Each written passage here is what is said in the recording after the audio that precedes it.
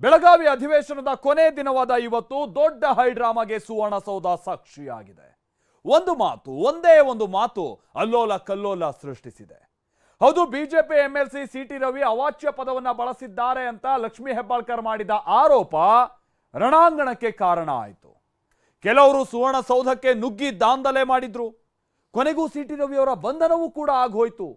ಹಾಗಾದ್ರೆ ಸಿಟಿ ರವಿ ಕೊಟ್ಟಂತ ಸ್ಪಷ್ಟನೆ ಏನು, ಇಡೀ ದಿನ ಇವತ್ತು ಏನೇನೆಲ್ಲ ಆಯ್ತು, ಬನ್ನಿ ಈ ರಿಪೋರ್ಟ್ ಅಲ್ಲಿ ನೋಡ್ಕೊಂಬೋಣ.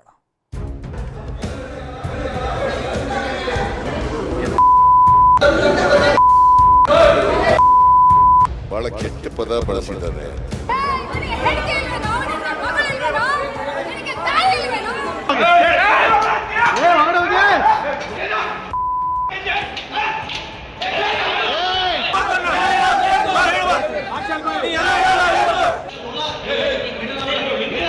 ಸುವರ್ಣಸೌಧಕ್ಕೆ ನುಗ್ಗಿದ್ರು, ಗೇಟ್ ಹಿಡಿದು ಜಗ್ಗಿದ್ರು, ಏಯ್ ಆಚೆ ಬಾರೋ ಅಂತ ಕೂಗಿದ್ರು.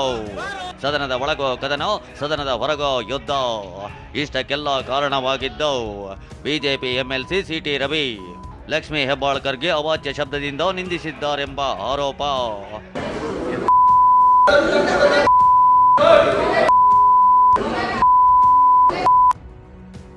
ಸುವರ್ಣಸೌಧದಲ್ಲಿ ಅಶ್ಲೀಲ ಪದ ಬಳಕೆ ಫೈಟ್.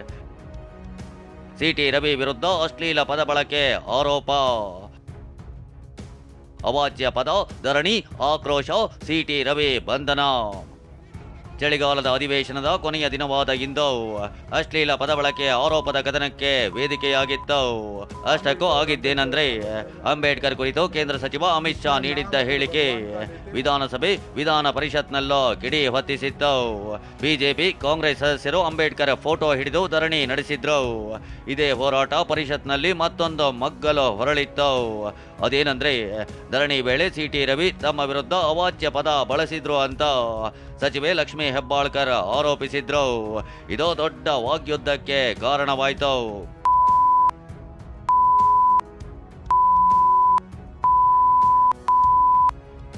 ಇದೇ ಮಾತನ್ನ ಮುಂದಿಟ್ಟುಕೊಂಡು ಲಕ್ಷ್ಮೀ ಹೆಬ್ಬಾಳ್ಕರ್ ಗಂಭೀರ ಆರೋಪ ಮಾಡಿದ್ರು.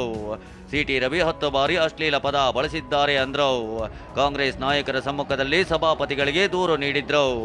ಲಕ್ಷ್ಮಿ ಆರೋಪಕ್ಕೆ ಧ್ವನಿಗೂಡಿಸಿದ ಕಾಂಗ್ರೆಸ್ ಪಡೆ ಸಿಟಿ ರವಿ ವಿರುದ್ಧ ಬೆಂಕಿ ಉಗುಳಿತು. ಸಿಟಿ ರವಿ ಅಮಾನತಿಗೆ ಆಗ್ರಹಿಸಿತು. ಸಿಟಿ ರವಿ ಅವರು ರಾಹುಲ್ ಗಾಂಧಿ ಅವರ ವಿಚಾರವನ್ನು ತೆಗೆದಿದ್ದಾರಂತೆ. ರಾಹುಲ್ ಗಾಂಧಿ ಅವರನ್ನು ತೆಗೆದ್ಬಿಟ್ಟು Rahul Gandhi is drug addict ಅಂತ ಹೇಳಿದಾರಂತೆ. ಸೊ ಅದಕ್ಕೆ ನ್ಯಾಚುರಲಿ ನಮ್ಮ ನಾಯಕರ ಬಗ್ಗೆ ಮಾತಾಡಿದಾಗ ನಾವು ಆಕ್ರೋಶಕ್ಕೊಳಗಾಗ್ತೀವಿ. ಆಗ ಅವ್ರು ಏನು ಹೇಳಿದಾರೆ, ಅವ್ರ ಬಗ್ಗೆ ನೀವು ಯಾಕೆ ಮಾತಾಡ್ತೀರಿ, ನಿಮ್ಮ ಬಗ್ಗೆ ಮಾತಾಡ್ದಲ್ಲ, ನೀವು ಆಕ್ಸಿಡೆಂಟ್ ಮಾಡಿದ್ರೆ ನೀವು ಕೊಲೆಗಾರ ಅನ್ಬೋದಲ್ಲ, ಕೊಲೆಗಾರ ಹಾಗಾರೆ ನೀವು ಅಂತ ಈಕೆ ಅಂದಿದ್ದಾರೆ. ಅದಕ್ಕೆ ಅವರು ಸಿಟ್ಟಿಗೆದ್ದು ಅಂತ ಹೇಳ್ಬಿಟ್ಟು ಅವ್ರನ್ನ ಒಂದು 10 ಸಲ ಅಂದ್ರಂತೆ. ಅಂಥ ಪದ ಒಬ್ಬ ವಿಧಾನ ಪರಿಷತ್ ಸದಸ್ಯ ಉಪಯೋಗಿಸ್ಬೋದು ಅಂತ ನಾನು ಊಹಿಸಿರಲಿಲ್ಲ. ಸೊ ಹಾಗಾಗಿ ತಪ್ಪಾಗಿ ನಾನು ಕೇಳಿಸ್ಕೊಂಡಿರ್ಬೋದು, ಕನ್ಫರ್ಮ್ ಮಾಡ್ಕೊಂಡು ಸುಮ್ಮನಾದೆ. ಅದಾದಮೇಲೆ ಅವರು ಕೂತ್ಕೊಂಡು ಹೊರಗೋದ್ರು ಹೇಳಿ. ಆಮೇಲೆ ಲಕ್ಷ್ಮೀ ಹೆಬ್ಬಾಳ್ಕರ್ ಪಾಪ ಬಹಳ ಕೋಪದಿಂದ ನೋದಿಂದ ಬಂದು ನಮ್ಮ ಹತ್ರ ಈ ರೀತಿ ಹೇಳಿದ್ರು ಅಂತ ಹೇಳಿದ್ರು. ಆವಾಗ ನಾನು ಹೇಳಿದೆ, ಹೌದು ನಾನು ಕೇಳಿಸ್ಕೊಂಡು ಆ ಮಾತು ಹೇಳಿದ್ರು ಅಂತ ಹೇಳಿ. ಫ್ರಸ್ಟ್ರೇಟೆಡ್ ಅಂದಿದ್ದೇನೆ ಆರೋಪ ತಳ್ಳಿ ಹಾಕಿದ ಸಿಟಿ ರವಿ. ಲಕ್ಷ್ಮೀ ಹೆಬ್ಬಾಳ್ಕರ್ ಆರೋಪಕ್ಕೆ ಕೂಡಲೇ ಪ್ರತಿಕ್ರಿಯಿಸಿದ ಸಿಟಿ ರವಿ ಅಶ್ಲೀಲ ಪದ ಬಳಕೆ ಮಾಡಿಲ್ಲ ಅಂದ್ರು. ಫ್ರಸ್ಟ್ರೇಟೆಡ್ ಆಗಿದ್ದೀರಾ ಅಂತ ಹೇಳಿದ್ದೀನಿ ಅಂತ ತಮ್ಮ ಮಾತಿಗೆ ಸ್ಪಷ್ಟನೆ ಕೊಟ್ಟರು. ಕಾಂಗ್ರೆಸ್ ಅಂಬೇಡ್ಕರ್ ಅವರಿಗೆ ಮಾಡಿದ ಅಪಮಾನದ ಬಗ್ಗೆ ನಾನು ಪ್ರಸ್ತಾಪ ಮಾಡಿದ್ದೀನಿ. ಅವರಿಗೆ ಯಾವ್ಯಾವ ರೀತಿ ಅನ್ಯಾಯ ಮಾಡ್ತು ಅನ್ನೋದನ್ನು ಹೇಳಿದ್ದೇನೆ. ಇವತ್ತು ನೀವು ನಾಟಕ ಆಡ್ತಾ ಇದ್ದೀರಿ ಅಂತ ಹೇಳಿದ್ದೇನೆ. ಫ್ರಸ್ಟ್ರೇಟೆಡ್ ಆಗಿದ್ದೀರಿ ಅಂತ ಹೇಳಿದ್ದೀನಿ. ಅವರವರ ಭಾವನೆಗೆ ತಕ್ಕಂತೆ ಭಾವಿಸಿದರೆ ಅದಕ್ಕೆ ನಾನು ಹೊಣೆಗಾರ ಅಲ್ಲ. ಯಾವುದು ರೆಕಾರ್ಡಲ್ಲಿದೆ, ಆನ್ ರೆಕಾರ್ಡಲ್ಲಿದೆ, ತೋರಿಸ್ಲಿ. ಕ್ರಿಮಿನಲ್ ಅಫೆನ್ಸ್ ಎಂದ ಸಿಎಂಗೆ ಸಿಟಿ ರವಿ ತಿರುಗೇಟು. ಆರೋಪ ತಳ್ಳಿ ಹಾಕಿದ ಸಿಟಿ ರವಿಗೆ ತಿರುಗೇಟು ಕೊಟ್ಟ ಸಿಎಂ 10 ಬಾರಿ ಅವಾಚ್ಯ ಪದ ಹೇಳಿದ್ದಾರೆ ಅಂತ ಪರಿಷತ್ ಸದಸ್ಯರೇ ಹೇಳಿದ್ದಾರೆ. ಇದು ಕ್ರಿಮಿನಲ್ ಅಫೆನ್ಸ್ ಅಂದ್ರು. ಇದಕ್ಕೆ ಸಿಟಿ ರವಿ ಪಂಚ್ ಕೊಟ್ರು. It amounts to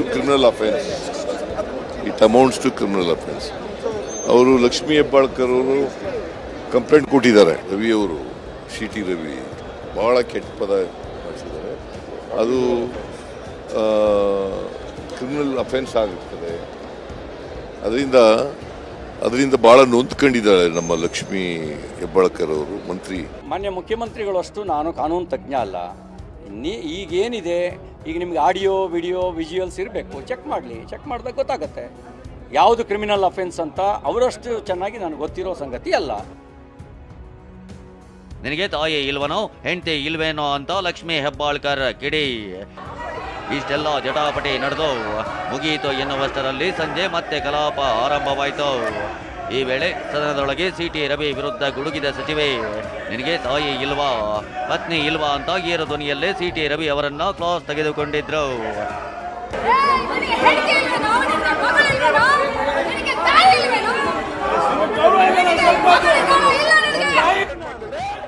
ಈತ ವಿಧಾನಸಭೆಯಲ್ಲಿ ವಿಚಾರ ಪ್ರಸ್ತಾಪವಾಯಿತು, ಕೋಲಾಹಲಕ್ಕೆ ಕಾರಣವಾಯಿತು.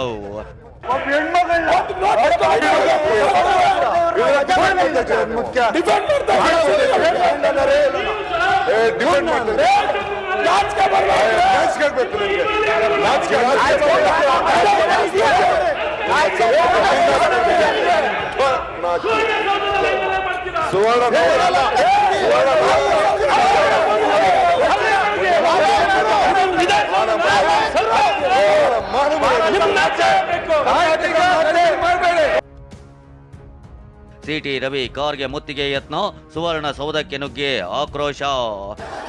ಸದನದೊಳಗೆ ಒಂದು ರೀತಿ ಗದ್ದಲವಾದ್ರೆ ಈತ ಸದನದ ಹೊರಗೂ ಲಕ್ಷ್ಮೀ ಹೆಬ್ಬಾಳ್ಕರ್ ಪರ ಹೋರಾಟ ಶುರುವಾಗಿತ್ತು. ಅದರಲ್ಲೂ ಸಿಟಿ ರವಿ ಕಾರ್ಗೆ ಮುತ್ತಿಗೆ ಹಾಕಲು ಯತ್ನಿಸಿದ್ರು. ಈ ವೇಳೆ 25ಕ್ಕೂ ಹೆಚ್ಚು ಜನರನ್ನ ಪೊಲೀಸರು ವಶಕ್ಕೆ ಪಡೆದ್ರು. ಕಾರ್ಗೆ ಮುತ್ತಿಗೆ ಮಾತ್ರವಲ್ಲ, ಸಿಟಿ ರವಿ ಅವರ ಮೇಲೆಗೆ ಹಲ್ಲೆಗೆ ಯತ್ನಿಸಿದ್ರು. ಈ ವೇಳೆ ಮಾರ್ಷಲ್ಗಳು ಆಕ್ರೋಶಿತರನ್ನ ತಡೆದ್ರು. ಒಂದು ಹಂತದಲ್ಲಿ ಲಕ್ಷ್ಮೀ ಹೆಬ್ಬಾಳ್ಕರ್ ಖಾಸಗಿ PS ಸಂಗನಗೌಡ ಸಿಟಿ ರವಿ ಮೇಲೆ ಮುಗಿಬಿದ್ರು. ಗೇಟ್ ಬಳಿ ಹಗ್ಗ ಜಗ್ಗಾಟ ನಡೆಯಿತು.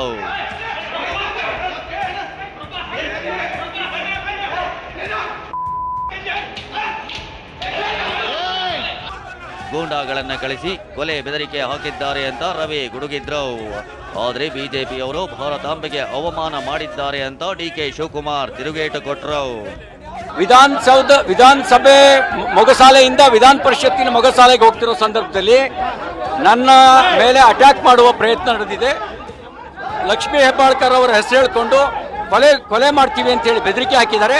ವಿಧಾನಸೌಧಕ್ಕೆ ಬಂದು ಬೆದರಿಕೆ ಹಾಕ್ತಾರೆ ಅಂತ ಹೇಳಿದ್ರೆ ಶಾಸಕನಿಗೆ ರಕ್ಷಣೆ ಇಲ್ಲ ಅಂದ್ರೆ ಇಲ್ಲಿ ಕಾನೂನು ಸುವ್ಯವಸ್ಥೆ ಇಲ್ಲ. ಇದಕ್ಕಾಗಿ ಪ್ರಚೋದನೆ ಮಾಡಬೇಕು ಅಂತಾನೆ ಗುಂಡಾಗಳನ್ನು ಕಳಿಸಿದ್ದಾರೆ. ಹೆದರಿ ರಾಜಕಾರಣ ಮಾಡೋನು ನಾನಲ್ಲ, ಹೆದರುವ ಅವಶ್ಯಕತೆನೂ ಇಲ್ಲ. ಅವರ ಪಕ್ಷಕ್ಕೆ ಮಾನ ಮರ್ಯಾದೆ ಯಾವುದೂ ಇಲ್ಲ. ಏನು ಸಂಸ್ಕೃತಿ ಬಗ್ಗೆ ಮಾತಾಡ್ತಾರೆ, ಏನು ಧರ್ಮ ಬಗ್ಗೆ ಮಾತಾಡ್ತಾರೆ, ಏನು ಮಾತೃಭೂಮಿ ಅಂತಾರೆ, ಬೋಲೋ ಭಾರತ್ ಮಾತಾ ಕಿ ಅಂತಾರೆ. ಇದಕ್ಕೆ ಅವಮಾನ, ಭಾರತಾಂಬೆಗೆ ಅವಮಾನ.